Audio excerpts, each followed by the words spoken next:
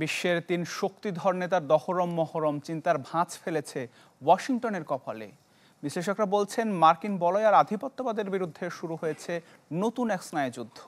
এই সফরে জ্বালানি থেকে সামরিক নতুন সব বোঝাপড়ায় যেতে পারে চীন, রাশিয়া আর উত্তর কোরিয়া, যার সবই হবে মার্কিন স্বার্থবিরোধী।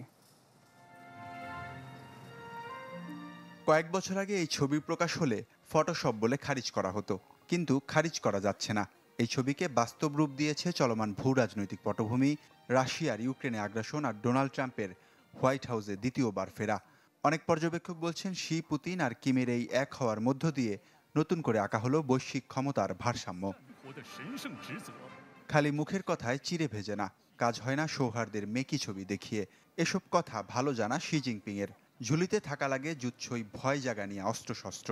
তিয়েনআনমেন স্কোয়ারে তাই দেখিয়েছে চীন, যা নিঃসন্দেহে ট্রাম্প ও অন্য পশ্চিমা নেতাদের ঘুম কেড়ে না নিলেও সমস্যা সৃষ্টির কারণ হবে।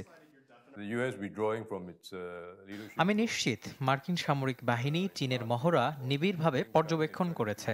তারা চাইবে নতুন কিছু খুঁজে বের করতে। মহড়ার বিশেষ অ্যান্টিড্রোন মাইক্রোওয়েভ উন্মোচন করেছে বেইজিং, যা মাইক্রোওয়েভ নির্গত করতে সক্ষম।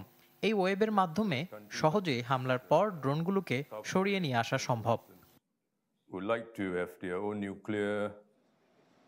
বলা হচ্ছে, এই সুযোগে চীনের সাথে নতুন জ্বালানি চুক্তি পাকাপোক্ত করতে পারে মস্কো।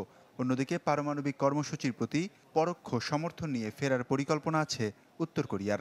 আবার রাশিয়া, চীন ও উত্তর কোরিয়ার প্রতিরক্ষা জোটে এলোমেলো হতে পারে এশিয়া প্রশান্ত মহাসাগরীয় অঞ্চলের সামরিক ভারসাম্য, যা সবচেয়ে বড় দুশ্চিন্তার কারণ ওয়াশিংটনের জন্য। যে ছবি বুধবার বেইজিং থেকে এলো, দেয়া হলো যে বার্তা, তাতে হয়তো অনেক তত্ত্বই ভুল প্রমাণ হলো।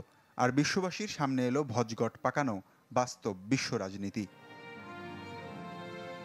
ওয়ালিউল্লাহ ফারুক, চ্যানেল 24।